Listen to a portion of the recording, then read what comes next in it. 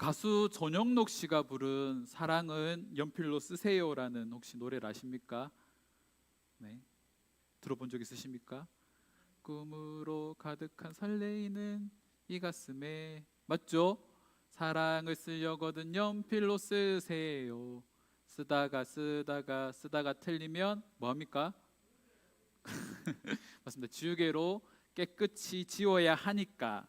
그리고 이 다음에 나오는 가사가 있는데 뭐냐면 처음부터 너무 진한 잉크로 사랑을 쓴다면 지우기가 너무너무 어렵잖아요 라고 말을 합니다. 연필의 장점은 뭡니까? 그렇죠. 쓰고 지울 수 있는 거죠. 실수를 번복할 수 있는 겁니다. 수정할 수 있는 거죠. 사랑을 연필로 쓴다라는 건 우리가 그러니까 사랑하는 두 사람이 남녀가 만나서 사랑을 하게 될 때 처음에는 우리가 그 사람에 대한 환상들을 가지고 있지 않습니까? 아, 이 사람은 이럴 거야. 아, 이 사람은 이런 모습들을 계속 보여왔으니까 앞으로도 이럴 거야 라고 생각했는데 계속 관계가 깊어지고 나중에 뭐 결혼을 하게 되면 생각지도 못한 모습들이 이렇게 계속해서 튀어나옵니다. 그래서 그것들이 그러니까 서로 생각지도 못한 모습들이 이렇게 나올 때 그 모습 가운데 이것을 어떻게 받아들이는가에 따라서 사랑을 계속 지속할 수도 있고 거기서 사랑을 멈출 수도 있는 거죠. 그래서 사랑은 뭐 하는 겁니까? 끊임없이 실수를 번복하고 수정하면서 서로를 맞춰가는 겁니다. 세상에 가면요, 세상은 수많은 사랑의 정의를 가지고 있습니다. 여러분들이 생각하는 사랑은 이것이다라는 것들이 있잖아요. 여러분들이 생각하는 사랑이 뭡니까? 사랑은 땡땡이다라고 말을 했을 때 사랑은 뭡니까? 사랑은 행복이다. 뭐 우리 사랑이 뭡니까? 사랑이 뭘까요? 사랑은 희생이다 그런 말들 많이 하잖아요. 근데 제가 최근에 들었던 사랑에 대한 정의는요 이런 겁니다. 사랑은 사랑하는 사람이 잘 사는 모습을 보는 것이다. 이게 예능에서 나오는 그런 내용이었습니다. 20대의 한 청년이 30대에 접어든 여자에게 언니 사랑이 뭐예요? 라고 말했을 때 사랑하는 사람이 잘 자기를 바라는 마음이다 라는 그런 정의를 내렸습니다. 예를 들어서 100명의 사람이 있으면 조금 가정해서 말하면 100가지의 사랑의 정의가 나오는 것 같습니다. 사랑은 해결해야 한 가지의 정의로 이렇게 국한되는 것이 아니라 수많은 정의가 있다라는 거죠. 그리고 우리가 알고 있는 그 사랑은 내 생각과 나의 관점과 내가 자라는 환경에 따라서 만들어진 사랑의 단편적인 모습이라는 겁니다. 저와 아내가 9월 15일이 결혼기념일입니다. 그리고 올해 10주년 결혼 기념일을 맞았습니다.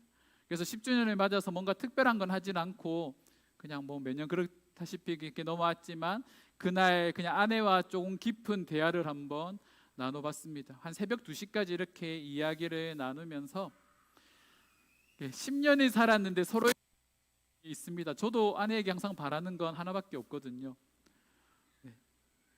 서로에게 장점에 대해서 말하면서 저는 저희 아내 보고 나는 자기가 시간 개념이 조금은 철두철미했으면 좋겠다. 시간을 좀 잘 지켰으면 좋겠다라고 이렇게 얘기를 했습니다. 근데 제가 이 얘기를 10년 동안 해왔습니다. 근데 고쳐질까요? 안 고쳐질까요? 안 고쳐집니다. 근데 아내도 이제 그런 부분에 대해서 저한테 얘기하고 아내도 저에게 이런 점들을 좀 고쳐줬으면 좋겠다라는 것들을 이렇게 막 얘기하면서 그렇게 이제 얘기가 점점 깊어지는데 그날따라 문득 깨달은 이 사랑에 대한 생각이 조금은 큰 변화를 경험했습니다. 제가 생각했던 게 뭐냐면 사랑은 정의를 내리는 것이 아니라 깨닫는 것이다라는 걸 그날 생각하게 됐습니다. 사랑의 여러 가지 모습이 있듯이 우리는 그 사람이 가지고 있는 사랑의 생각들을 깨달음으로써 그 사랑을 우리가 온전히 이뤄가는 과정들을 거치게 되는 거죠. 이 사람이 사랑에 대해서 이렇게 생각하니까 내가 저 사람의 사랑에 대해서 인정하면서 나도 그 사람이 그런 단점들, 어떻게 보면 나에게는 단점이지만 그 사람이 본연이 가지고 있는 성격을 고치는 게 아니라 그대로 수용하고 저런 모습이 있구나라고 깨닫게 되는 겁니다. 그런 깨달음이 깊어질수록 사랑은 더욱더 견고하게 되는 거죠. 자, 그런 가정에서 우리가 해야 되는 게 지난주 말씀에서 살펴보았던 고린도 13장 7절 말씀, 사랑은 모든 것을 참으며 모든 것을 믿으며 모든 것을 바라며 모든 것을 견디느니라. 참고 믿고 바라고 견딘다. 그런데 그 영역이 뭡니까? 모든 것이죠. 상대방이 가지고 있는 모든 허물들, 모든 잘못된 습관들이나 말투나 그가 살아왔던 생활 방식이나 그 모든 것들을 참고 견디고 바라고, 그리고 그 시간들을 오로지 그와 함께 걸어가면서 이 사랑이 온전하게 세워진다라는 겁니다. 그래서 이 사랑을 이루기 위해서는 바로 이와 같은 시간들이 반드시 필요하다라는 거죠. 우리가 그리스도와의 사랑을 이루기 위해서도 마찬가지입니다. 우리가 참고 믿고 바라고 견뎌야 되는 수많은 것들이 우리에게 존재한다라는 거죠. 오늘 말씀은 그것을 우리에게 말해주고 있습니다. 우리가 사랑을 이뤄감에 있어서 우리가 넘어야 될 수많은 장애물들이 우리에게 존재한다라는 거죠. 그 장애물들에 대해서 오늘 본문 말씀은요, 두 가지의 비유로 우리에게 말을 하고 있습니다. 우리 2장 8절 말씀 우리 함께 읽겠습니다. 내 사랑하는 자의 목소리로구나. 그가 산에서 달리고 작은 산을 빨리 넘어오는구나. 7절과 8절 사이에는 시간적 간격이 존재합니다. 어느 정도의 시간 동안 이 사랑하는 두 사람이 서로 떨어져 있었고, 이제 7절과 8절, 그러니까 8절에 접어들면서 이제 사랑하는 두 사람, 솔로몬과 술람미 여인이 이렇게 만나게 되는 과정들을 이제 잘 묘사하고 있는 게 8절 말씀인데, 8절 말씀에 보면 이 솔로몬이 이 여인을 만나기 위해서 하는 행위가 있습니다. 그게 뭡니까? 산에서 달리고 작은 산을 빨리 넘어오는구나라고 말을 하고 있습니다. 산에서 달리고 작은 산을 넘는 거죠. 원어에서 살펴보니까 이 산이라고 표현된, 작은 산이라고 표현된 이 단어는 이게 복수로 되어 있습니다. 그러니까 작은 산들이 여러 개가 있는 거죠. 이 솔로몬이 술람미 여인을 보기 위해서 말을 타고 달려오는데 작은 산들을 계속해서 넘는 겁니다. 일반적으로 이 작은 산을 장애물로 해석을 하고 있습니다. 그녀와 이 솔로몬 사이를 가로막는 장애물인 거죠. 하지만 이 솔로몬은 이 여인을 만나기 위해서, 사랑하는 술람미 여인을 만나기 위해서 이 작은 산라는 장애물들을 넘어오는데, 그 솔로몬의 발걸음이 어떻습니까? 9절 말씀에 보면 그 여인이 솔로몬의 모습을 봤을 때 내 사랑하는 자의 목소리로구나. 보라, 그가 산에서 달리고, 내 사랑하는 자는 뭐와 같고 노루와도 같고 어린 사슴과도 같아서 라고 말을 하고 있습니다. 이 당시에 노루라는 표현은요, 사랑하는 여인을 보기 위해서 달려오는 사람이 흥분한 마음을 가지고 민첩함으로 그에게 달려오는 것을 상징하는 의미입니다. 많은 장애물들이 그 앞에 놓여 있는데 사랑하는 사람을 보기 위해서 달려오니까 그 장애물들이 문제가 되지 않는 거죠. 장애물이 뭡니까? 방해거리입니다. 우리가 허들 경기를 하면 그 허들 경기를 할 때 이 허들을 넘기면서 결승점에 달려가지 않습니까? 그리고 시간을 계산을 합니다. 그런데 그 거리에 수많은 장애물들, 허들들이 있는 거죠. 근데 그것을 온전히 넘어야지만 결승전에 들어갔을 때 승리했다라는 걸 인정하게 됩니다. 허들이 넘다가 실수해서 허들을 넘어뜨리면 괜찮습니다. 그거는 경기의 일부로 인정을 하지만, 이 사람이 장애물을 넘지 않고 이 장애물을 옆으로 지나오면 어떻게 됩니까? 실격하게 되는 거죠. 그래서 허들 경기에서는 허들을 반드시 넘는 것이 중요합니다. 우리가 신앙생활을 하다 보면 수많은 허들들을 넘어서야 합니다. 근데 많은 사람들이요, 이 장애물들을 피해가려고만 하는 거죠. 우리가 사랑을 할 때 두 사람이 온전히 하나됨을 이루기 위해서 서로한테서 넘어가야 되는 이 장애물들이 있는데, 우리는 이 장애물들을 인정하지 않는 겁니다. 말투, 사소한 행동, 사소한 습관들, 이런 것들이 도저히 받아들여지지 않는 거죠. 하지만 그런 것들 하나하나를 문제 삼기 시작하면 어떤 일이 일어날까요? 트러블이 생기기 시작합니다. 너 말투 왜 그래? 너 나한테 왜 그렇게 행동해? 너 예전에는 연애할 때는 안 그랬는데 왜 그렇게 해? 라는 수많은 얘기들이 나오는 거죠. 하지만 그것은 이 사람이 가지고 있는 본연의 모습인 겁니다. 적게는 뭐 20년, 30년, 40년, 때로는 60년이 살아오면서 만들어진 하나의 습관과 성격과 그리고 그가 평범하게 하던 행동들인 거죠. 하지만 그것들을 인정하지 않으면 어떻게 됩니까? 화나고 꼴보기 싫고 계속해서 그거로 인하여서 트러블이 생기기 시작하는 겁니다. 그래서 그것들을 온전히 넘는 것이 중요하죠. 그런 가정에서 우리에게 필요한 게 뭡니까? 이 사람을 사랑했던 이 사람의 장점들을 끊임없이 보기 위해서 노력해야 하는 겁니다.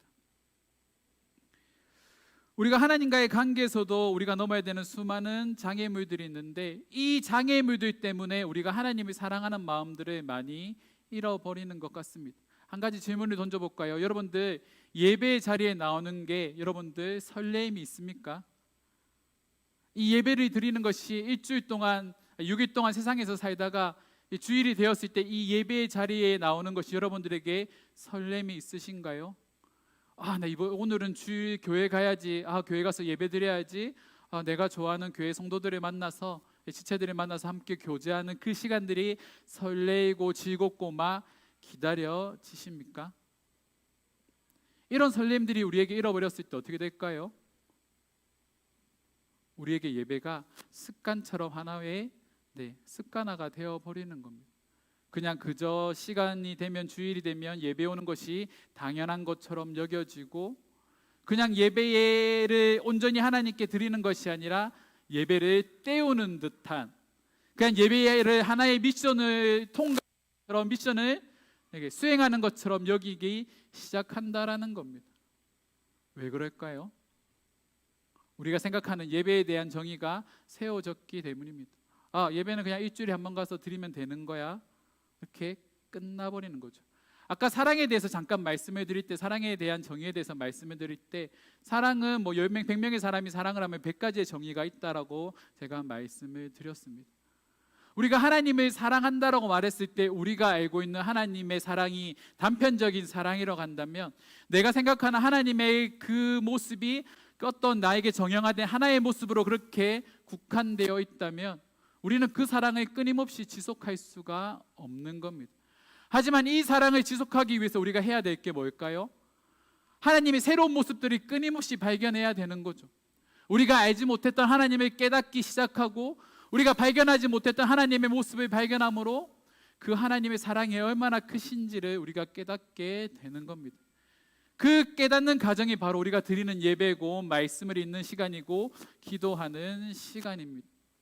말씀을 설교로만 이렇게 한 번만 듣는 것이 아니라 내가 온전히 일주일의 삶을 살아가면서 내가 있는 그 말씀 가운데 발견하는 그 하나님의 모습, 새로운 하나님의 모습을 깨닫는 시간들이 필요한 거죠.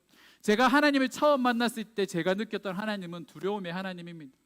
그래서 가장 많이 읽었던 성경이 뭐냐면 이사야, 예레미야, 다니엘, 소선지서, 선지서들에 대한 성경을 끊임없이 읽었습니다. 근데 거기에 나오는 성경의 내용들이 뭡니까?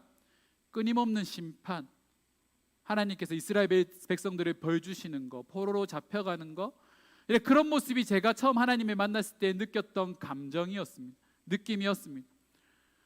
근데 그 위에 성경을 계속적으로 읽다 보니까 하나님의 징계 뒤에 뭐가 숨겨져 있냐면 하나님의 사랑의 모습이 숨겨져 있는 거죠.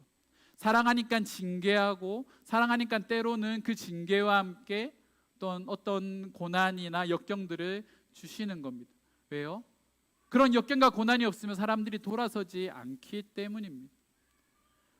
우리도 신앙생활을 하면서 그런 것들 많이 경험하지 않습니까? 내가 신앙으로부터 멀어졌는데 내가 다시 한 번 더 신앙으로 바로 세워지는 시기가 언제입니까? 나에게 역경이 왔을 때, 나에게 고난이 찾아왔을 때 신앙의 모습으로 돌아오게 되는 거죠. 그래서 때로는 그리스도인들에게 역경은 바로 축복과도 같습니다. 하나님의 음성을 들을 수 있는 기회인 거죠. 근데 하나님께서 우리에게 고난을 주셨다고 그 하나님의 사랑의 모습이 우리 안에 없는 건가요? 아니요. 그 사랑을 우리에게 보여주시기 위해서 고난을 주시는 겁니다. 그리고 우리가 그 고난 가운데 들어갔을 때 우리가 선택했던 수많은 세상적인 위로들이 있지 않습니까? 친구, 돈, 술과 담배, 세상적인 쾌락들, 그리고 성적인 것들, 그런 수많은 것들이 우리에게 주어졌지만 여러분들 그것들이 다 누려보고 난 다음에 드는 마음이 뭘까요? 공허함들, 채워지지 않는 마음들, 갈급한 마음들이 우리 안에 더 많이 있다라는 겁니다. 그것들을 통해서 우리가 하나님께 나아오게 되는 거죠. 하나님의 사랑만이 그 모든 것들을 채워주실 수 있다라는 것을 우리가 깨닫기 시작할 때 그 하나님을 만나는 그 자리가, 하나님의 말씀을 듣는 그 자리가, 기도하는 자리가 나에게 달콤한 꿀과 같이 여겨진다라는 겁니다. 솔로몬이 술람미 여인을 보기 위해서 달려오는 그 수많은 그 많은 거리를 달려오는 그 모습이 노루처럼, 어린 사슴처럼 기쁨으로 달려오는 것처럼 우리가 주일에 신앙생활을 하기 위해서, 예배 드리기 위해서 하나님께 달려오는 그 자리가 우리에게 그와 같은 모습으로 남아 있어야 한다라는 겁니다. 그리고 그 마음을 잊지 않기 위해서 우리가 노력해야 한다라는 거죠. 죄송합니다. 나이가 드니까 계속해서 과거를 회상하게 됩니다. 교회를 처음 개척했을 때의 모습들을 회상하게 되는 거죠. 아, 그때는 모이는 게 즐거웠는데, 그때는 함께 어울리고 함께 학교 앞에 나가서 사역하는 게 즐거웠는데, 거리로 나가서 아이들 만나서 그 아이들을 예배 자리에 앉히고 그 아이들에게 복음을 전하고 그 아이들을 갱생시키는 그 너무나도 즐거웠는데, 그런 생각들이 참 많이 듭니다. 그리고 그때가 많이 그리워지기 시작하는 거죠. 하지만 세상을 살아가다 보니까 세월의 때가 묻고 감당해야 되는 세상적인 무게가 많아지다 보니까 그것들을 점점 잊어버리게 됩니다. 해야 되는데 회복해야 되는데 라고 생각들은 계속하지만 그것들을 회복하는 것이 쉽지 않은 거죠. 하지만 그것들을 반드시 회복해야 하는 시간들을 저와 여러분들은 가져야 합니다. 그래서 여러분들이 신앙생활을 할 때 이 하나님에 대한 사랑의 마음들을 회복하는 시간들이 우리가 있기를 주님의 이름으로 축원합니다. 그래서 여러분들의 마음을 잘 다스려야 합니다. 그렇게 하나님과의 관계가 깊어지기 시작할 때 우리한테는 다음과 같은 고백들이 나오기 시작합니다. 우리 2장 10절의 말씀입니다. 함께 읽겠습니다. 나의 사랑하는 자가 내게 말하여 이르기를 나의 사랑 내 어여쁜 자야 일어나 함께 가자. 뭐라고 고백하는가요? 내 사랑하는 자의 나의 사랑 나의 어여쁜 자야 뭐하자고요? 함께 가자라고 말하는 겁니다. 우리가 이 가사, 이 오늘 발사가 아니죠. 이 말씀에 나오는 고백들 우리가 잘 알고 있는 찬양의 가사입니다. 나의 사랑하는 자의 목소리를 듣기 원하네. 나의 사랑 나의 어여쁜 자야. 우리 찬양 참 많이 고백했습니다. 어떻게 해야 이런 사랑, 이런 고백들이, 이런 사랑의 고백들이 나올까요? 두 사람의 사랑이 온전히 하나됨을 이뤘을 때 이런 고백이 나오는 겁니다. 이 고백은 남자가 여자에게 고백한 건지 여자가 남자에게 고백한 건지 정확하게 알 수는 없습니다. 하지만 10절 이후의 말씀을 통해서 우리가 알 수 있는 건 두 사람의 마음이 온전히 하나됨을 이뤘다라는 거죠. 그래서 함께 가는 게 즐거운 겁니다. 나의 사랑하는 자여 나 함께 가자. 밖에 나가보니까 무화과 나무에 열매가 있고 포도나무가 꽃이 피어서 향기가 이 땅을 가득 메우고 있는데 우리가 그것들을 함께 누리자라고 두 사람은 말을 하고 있는 겁니다. 두 사람이 헤어져 있던 그 기간이 겨울이라고 말한다면 지금 이 두 사람이 만난 이 시점부터 두 사람에게 봄날이 온 거죠. 뭔가 새로운 것을 시작하는 시기, 뭔가 사랑을 더 깊게 쌓아갈 수 있는 시기, 뭔가 새로운 것들을 함께 누릴 수 있는 시기가 그들에게 주어졌다라는 겁니다. 그리고 그 봄날을 누리기 위해서 그 사랑하는 두 사람이 함께 걷기를 간절히 소망하고 있다라는 거죠.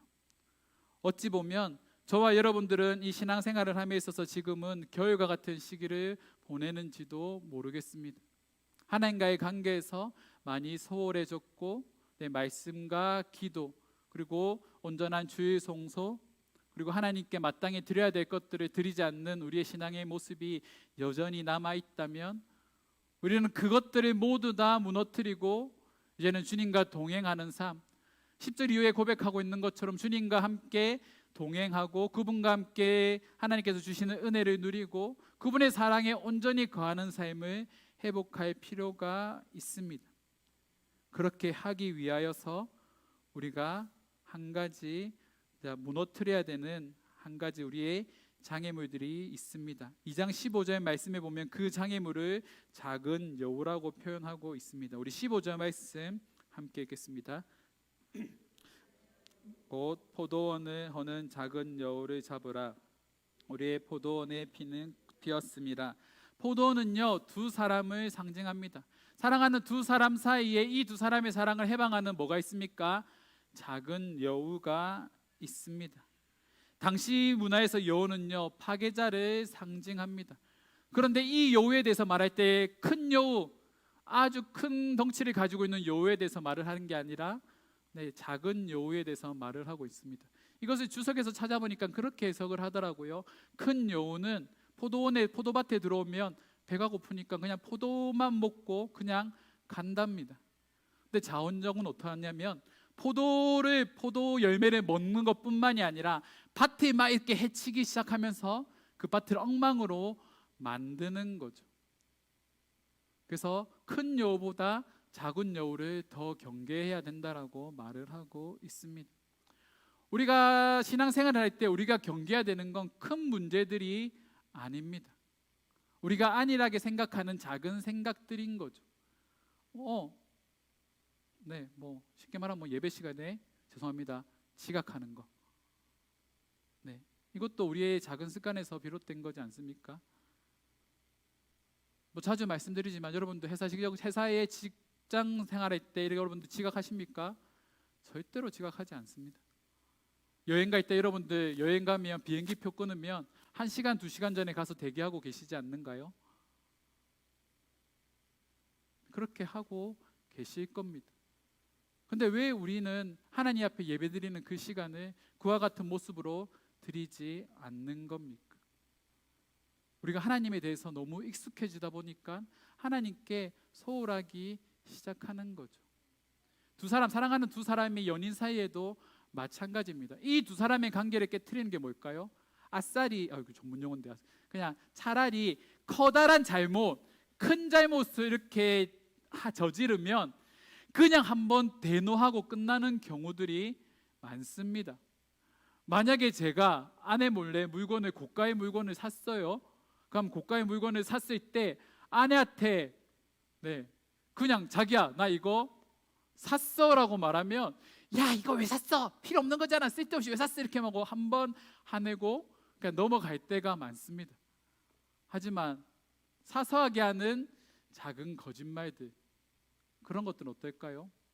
이제 신혼들이 있지 않습니까? 우리 신혼, 이게 우리 강도사님도 이제 신혼인데 만약에 강도사님이 사소한 거짓말들을 계속 반복해서 하는 거죠. 만약에 선교 사모님이 설거지하라고 시켰는데 남편이 설거지를 안 했어요. 아내가 계속 하는 거죠. 전화했는데 자기가 설거지했어. 설거지했어. 또 1시간 뒤에 또 전화해서 설거지했어 했는데 또 설거지했다고 말합니다. 그래서 직장 생활에 마치고 피곤한 상태로 집에 왔는데 설거지가 안 했는 거죠. 그럼 기분이 어떨까요? 짜증나는 거죠. 만약에 그게 한 번이면 괜찮습니다. 그 다음 날도 계속해서 그게 반복되면 이게 쌓이고 쌓여서 결국 어떻게 되나요? 폭발하게 되는 거죠. 근데 그렇게 폭발하게 되면 그 폭발한 것들이 수습이 되지가 않습니다. 큰 서운함들은 괜찮은데 작은 서운함들이 이게 계속적으로 쌓이기 시작하면 그게 하나의 모습으로 각인이 되기 때문이죠. 그래서 우리가 사랑을 할 때 주의해야 되는 것이 바로 거짓말하는 거, 사소한 거짓말하는 거, 작은 행동들에서 나오는 그런 습관들, 그리고 언행들, 그런 것들 우리가 더 경계해야 하는 겁니다. 가톨릭에 보면 죽음에 이르는 7가지 죄에 대해서 말을 하고 있습니다. 7가지 죄에 대해서 우리가 예전에 한번 살펴봤는데 기억이 안 나시니까 제가 한번 말씀드릴게요. 교만, 인색, 시기, 분노, 음욕, 탐욕, 나태. 이 7가지를 대죄라고 말합니다. 대죄는 용서받을 수 없는 죄, 하나님 앞에 심판받는 죄라는 뜻인데, 이 죄를 지으면 당연히 하나님 앞에 심판을 받게 되지만 이 대죄가 아닌 또 다른 소죄라는 것이 있습니다. 이 소재에 해당하는 것이 뭘까요? 거짓말. 다른 사람에게 피해를 주지 않지만 그냥 가볍게 넘어갈 수 있는 것들을 우리는 그 가톨릭에서는 소재라고 말을 하는 겁니다. 근데 성경에서 말하고 있는, 오늘 본문 말씀에서 말하고 있는 작은 여우가 이런 소재에 해당하는 거죠. 습관적인 행동들, 거짓말들, 잘못된 언행들, 이런 것들이 사랑을 깨트리는 것처럼 우리가 하나님과 나 사이의 관계에서도 우리가 이런 것들을 더 주의해야 되는 겁니다. 이 정도면 괜찮겠지. 나는 이 정도 했으니까 나는 오늘 예배 드린 거야. 이런 식으로 우리가 생각해 버리면 이런 생각들이 우리의 신앙생활을 무너뜨리게 된다라는 겁니다. 그래서 오늘 말씀에 작은 여우를 경계해라라고 말을 하고 있는 거죠. 내 생각이 아니라 하나님의 생각이 중요한 겁니다. 사랑을 할 때도 내 생각이 중요한 게 아니라 상대방이 나를 어떻게 받아들이고 어떻게 생각하는가가 중요한 거죠. 우리가 신앙생활을 하는 것 철저하게 하나님 중심적이 돼야 되는 겁니다. 우리가 예배 드리는 것 철저하게 하나님 중심적으로 우리가 드려야 한다라는 겁니다. 내가 생각하는 이 정도면 되겠지라는 것이 아니라 하나님께서 원하시는 방법과 하나님께서 원하시는 모습으로 우리가 예배를 온전히 드릴 때 그 예배를 하나님께서 기뻐 받으시는 거죠. 그래서 여러분들 예배의 자리에 나오기까지의 여러분들의 생각들을 철저하게 깨트리셔야 됩니다. 그리고 철저하게 하나님 중심적으로 살아가야 하는 거죠. 오늘 초등부 아이들이 십계명의 말씀을 외웠습니다. 십계명의 말씀을 이렇게 외우면서 이 십계명의 말씀에서 말을 하고 있는 게 뭡니까? 첫 번째로 하나님을 사랑하는 거고, 두 번째로 내 이웃을 내 몸과 같이 사랑하는 건데, 그 첫 번째 1에서 4계명과 5에서 10계명 그 사이에 하나님께서 우리에게 요구하시는 분명한 삶이 있다라는 겁니다. 첫 번째 계명이 뭡니까? 너는 나 외에 다른 신을 섬기지 말라. 그리고 두 번째 우상 숭배하지 말라. 세 번째 하나님의 이름을 망령되이 일컫지 말라. 4계명이 뭡니까? 안식일을 거룩하게 지키라. 하나님께서 우리에게 요구하시는 방법대로 우리가 온전히 신앙생활을 할 때 그 예배를 하나님께서 기뻐 받으신다라는 겁니다. 이런 신앙을 우리가 회복해야 하는 거죠. 그래서 우리는 시간 날 때 우리가 할 수 있으면 우리는 예배의 자리, 기도의 자리로 나와야 됩니다. 우리도 수요 예배를 시도하고 금요 예배를 시도했지만 끊임없이 실패하고 끊임없이 멈추고 또 하고 또 멈추고 계속 하지 않습니까? 내년에도 또다시 시작할 겁니다. 근데 그 과정에서 여러분들의 의지와 여러분들의 마음이 필요합니다. 내가 원하는 신앙생활의 모습이 아니라 하나님이 원하는 그런 신앙의 모습으로 우리가 온전히 회복되어질 수 있도록 우리가 끊임없이 노력하고 끊임없이 우리를 치고 끊임없이 나를 깨트리면서 그런 모습으로 나를 만들어 가야 하는 거죠. 예레미야 11장 7절 말씀에 보면 하나님은 이스라엘 백성들을 향해서 끊임없이 다음과 같이 말씀하십니다. 우리 함께 읽겠습니다.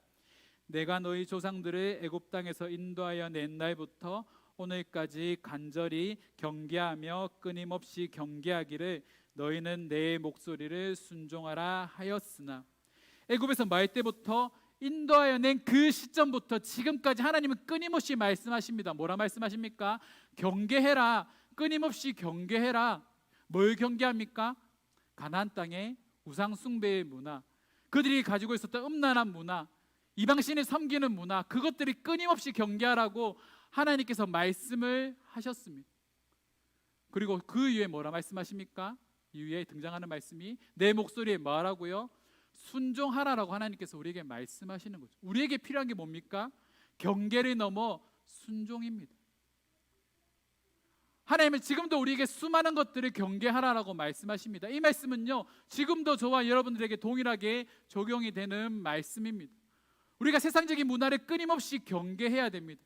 이 정도는 괜찮지, 이 정도는 다 하니까, 그렇게 생각할 것이 아니라 그것들을 경계하고 그것이 나를 넘어뜨리지 않도록 끊임없이 깨트리고, 그리고 그 가운데서 하나님의 말씀에 온전히 순종하는 삶을 통하여서 철저하게 단절된 삶을 우리는 살아야 하는 겁니다. 그렇게 하기 위해서 우리가 들어야 될 것이 뭡니까? 하나님의 목소리입니다. 그럼 하나님의 목소리를 어떻게 들을까요? 말씀과 기도, 하나님의 말씀을 목소리를 듣는 건 말씀과 기도밖에 없습니다. 그래서 우리는 끊임없이 말씀과 기도의 자리로 나아가야 하는 거죠. 그래서 여러분들이 때를 얻든지 못 얻든지 끊임없이 말씀과 기도의 자리로 나아가야 됩니다. 그렇게 할 때에 이 작은 여우가 여러분들을 넘어뜨리려고 할 때, 여러분들의 마음을 조금씩 이렇게 갉아먹기 시작할 때, 그것들을 경계할 수 있는 성령의 말씀하심, 내적 조명하심이 우리 가운데 들리기 시작하는 거죠. 우리가 소홀해야 될 것을 소홀하게 생각하는 것도 여러분들 경계하셔야 됩니다. 세상이 주는 쾌락들, 세상이 주는 기쁨이라는 여우를 경계하십시오. 술 취함보다 하나님과 함께 동행하는 삶을 여러분들 더 기뻐하십시오. 세상 사람들과 그들가 보내는 세상이 주는 쾌락, 유흥들을 즐기는 그 시간보다 함께 신앙생활을 하면서 믿음 가운데 자라는 사람들과 교제하고 그들과 함께 우리의 기도 제목을 나누고 그들과 함께 서로를 위해 중보하며 함께 동행하는 삶을 여러분들 더 기쁘게 여기시기 바랍니다. 그리고 신랑 되신 예수님 안에서 누리는 참된 안식과 기쁨을 여러분들 온전히 누리시기를 주님의 이름으로 축원합니다. 지금 여러분들에게 하나님께서 주시는 기쁨보다 다른 것을 통해 누리는 기쁨들이 더 크다고 한다면 여러분 지금 돌아서야 할 때입니다. 지금도 경계하고 지금도 그것들을 멀리 할 수 있을 때, 그것들을 끊어낼 수 있을 때 그것들을 더 빨리 끊어내야 여러분들이 하나님으로부터 멀어지게 되는 그런 일들이 우리에게 일어나지 않게 되는 거죠. 그래서 우리는 끊임없이 경계해야 합니다. 말씀을 정리하겠습니다. 여러분들이 여러분들의 삶을 돌아봤을 때 여러분들이 경계해야 되는 작은 여우가 무엇인지 여러분들 곰곰이 생각해 보십시오. 정형화된 나의 생각, 나는 무조건 옳아, 나만 맞아 라고 생각하는 그런 생각들이 여러분들의 그 작은 여우가 될 수 있습니다. 습관적으로 하는 작은 거짓말들, 비방하는 마음들, 다른 사람을 평가하는 그 모습들이 나의 작은 여우가 될 수 있습니다. 더 나아가서 하나님에 대한 안일한 생각들, 하나님을 대하는 태도, 예배를 대하는 태도, 그것들이 우리에게 작은 여우가 될 수 있습니다. 그것들을 깨트리셔야 됩니다. 그것들을 쫓아내야 됩니다. 그렇게 해야 우리의 신앙이 깊어집니다. 사랑하는 이음교회 성도 여러분, 신랑된 그리스도가 우리에게 원하는 참된 그리스도의 신부된 모습으로 저와 여러분들이 세워지기를 원합니다. 거룩한 하나님의 신부가 되어서 그분과 온전한 사랑을 이루고 그분과 함께 누리게 되는 그런 결혼 생활이, 천국에서의 삶이 저와 여러분들에게 이 땅에서도 누려지는 삶이 되기를 주님의 이름으로 축원합니다. 그 삶의 위에 우리가 나아갑시다. 이 시간 우리가 함께 기도하며 나아갈 때 여러분들 한번 나 자신을 돌아보십시오. 내가 쫓아내야 되는, 내가 깨트려야 되는 나의 작은 여우가 무엇인지 여러분들 곰곰이 생각해 보십시오. 그리고 그것들을 우리가 쫓아내야 됩니다. 이 시간 우리가 함께 기도하며 나아갈 때 하나님, 내가 하나님께 다가가기에 하나님께 다가가는 것들, 하나님께 다가가는 그 걸음들을 막는 작은 여우들이 있습니다. 나의 생각과 나의 아집과 나의 고집, 그리고 나의 나만 옳다고 생각하는 마음들, 다른 사람을 배려하지 않는 마음들, 그런 수많은 여우들을 쫓아낼 수 있도록 주님, 나의 마음 가운데 하나님의 말씀에 더욱더 민감하게 반응할 수 있는 사람들이 되게 해달라고 우리 함께 기도하며 나아가도록 하겠습니다. 기도하시겠습니다.